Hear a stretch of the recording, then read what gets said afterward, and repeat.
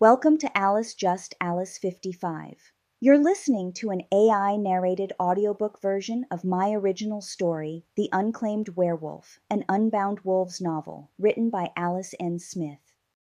Chapter 12, Where the Rules Begin.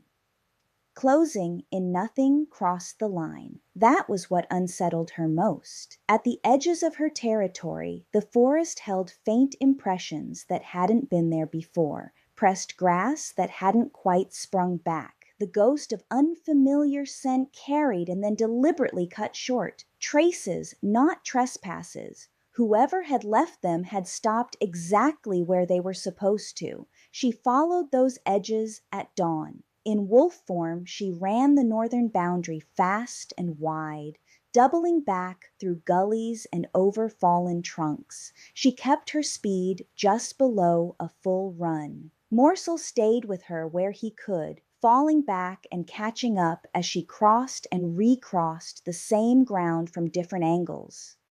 Everywhere the same pattern held, presence to the line, nothing beyond it, no scent bled inward. No careless overlap, no challenge marks laid where they didn't belong.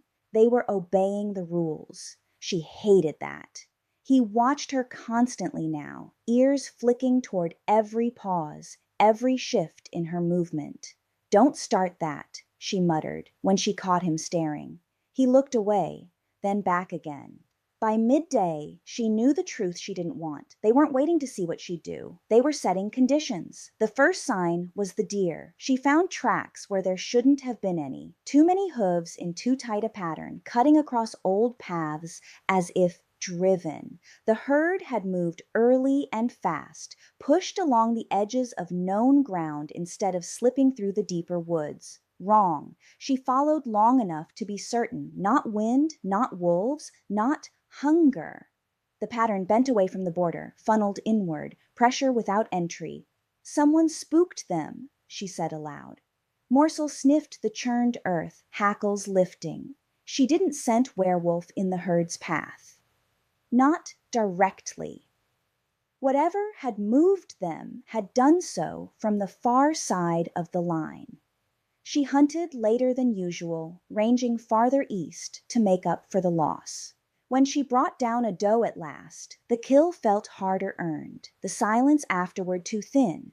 Morsel ate quickly, glancing up between mouthfuls. "Eat," she told him. "You'll need it." They didn't linger. That night she dreamed. Not of the council, not of Brooks. She dreamed of paths narrowing. Every direction she took bent back toward the same clearing, logic folding in on itself. Every attempt to cut away ended at a line she couldn't cross, no matter how hard she ran. She woke with her heart pounding and Morsel pressed tight against her ribs. "Go back to sleep," she told him. He didn't. The next day, she found the marker. It wasn't obvious. That was the point. A length of bark had been stripped from a tree near the western slope, fresh enough to pale against the darker trunk. The mark sat just inside her side of the border, close enough to be seen, placed with deliberate restraint. No scent soaked into it, no challenge scratched beneath. Just a mark. She stood over it for a long time. Not a claim, she realized. A reference. "They're mapping," she said quietly. Morsel whined. She scraped the mark away with her claws, tearing the exposed wood until sap bled thick and sticky. She raked deep grooves across it until nothing about it looked deliberate anymore. By evening, she knew she'd made a mistake. The second marker appeared farther south, placed high enough to require a shift to remove just within her territory, just far enough from the border to force a response. Clean, precise, deliberate. Whoever had made it hadn't needed to hurry. She tore that one down too. A third appeared the next morning. She destroyed it without hesitation. On the fourth day, she stopped finding them. She also stopped finding peace. They hadn't stopped marking. They'd finished establishing reference points. The forest began to feel watched again, not from one direction, but many. Prey patterns shifted subtly, never enough to starve her, but enough to keep her moving.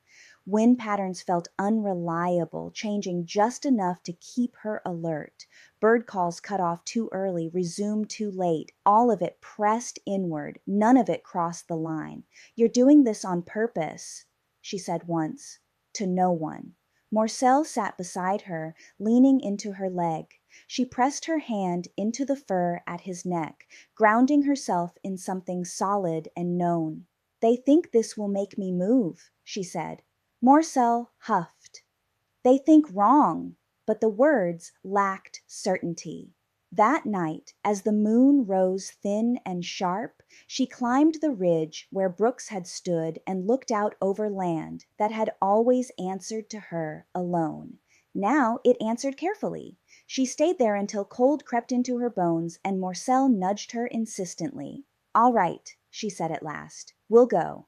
Not leaving, not yielding, just shifting. She turned east instead of down, choosing a long, looping route that traced the inside of her borders without crossing them. Close enough to be found, far enough to remain hers. The forest adjusted around them as they moved, not closing, not retreating, watching. Behind her, at the edges she no longer faced, the rules continued to be obeyed. She hadn't chosen a mate, but she had made herself visible, and the cycle had already begun.